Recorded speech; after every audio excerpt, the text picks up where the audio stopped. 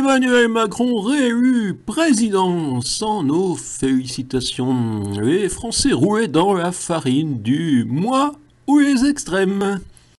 Emmanuel Macron réélu président sans nos félicitations. Les Français roulaient dans la farine du moi ou les extrêmes.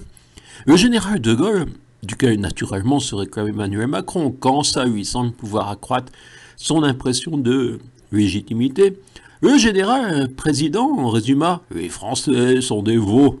Et c'est sûrement la citation qui viendra au temps de cerveau disponible d'Emmanuel M. ce 24 avril 2022. Car les Françaises et les Français ont marché dans la mascarade d'une présidentielle dont les candidats avaient été minutieusement sélectionnés par 13 000 notables.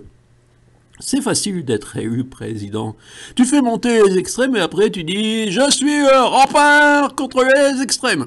Naturellement, il faut offrir des bonus aux journalistes et des invitations aux grandes fêtes de la République clientéliste pour que ces journalistes contribuent à faire monter les extrêmes, en France, Le Pen et Mélenchon.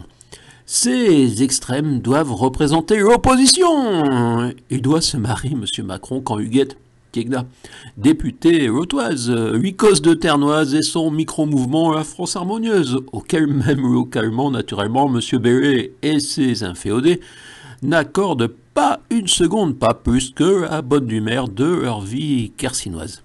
Macron réélu président sans nos félicitations, les Français roulés dans la farine du moi les extrêmes. Il y a une chanson que je pourrais vous passer qui parle des Français déjà roulés dans la farine, pourtant elle a déjà quelques années.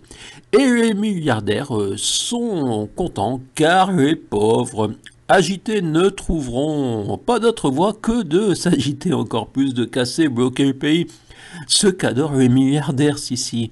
De toute manière, vous croyez pas que les voitures qui brûlent, c'est celles des milliardaires, non, c'est celles des pauvres. Car la confusion permet de faire avancer la répression et les privations de liberté. Pour cela, il suffit par exemple de prétendre agir pour la sécurité sanitaire, ou naturellement en réaction à une vague d'attentats. Avec la grippette, Macron est parvenu à imposer le pass vaccinal. Si les tensions sont à la hauteur de cette mascarade présidentielle, l'idée d'une puce géolocalisable obligatoire s'imposera peut-être avant 2027. La France harmonieuse. Première vidéo de rapide présentation de ce petit bouquin publié le 19 février 2022. La France harmonieuse, le titre d'un livre donc et d'un mouvement.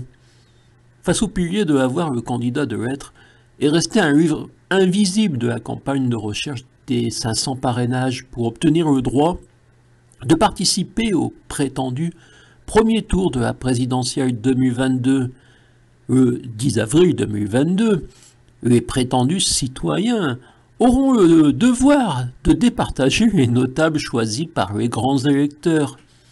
Ne pas participer à cette mascarade semble la réponse appropriée.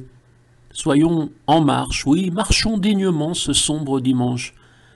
La France harmonieuse propose une autre voie spirituelle, déontologique, respectueuse du vivant dans son intégralité, à suivre peut-être.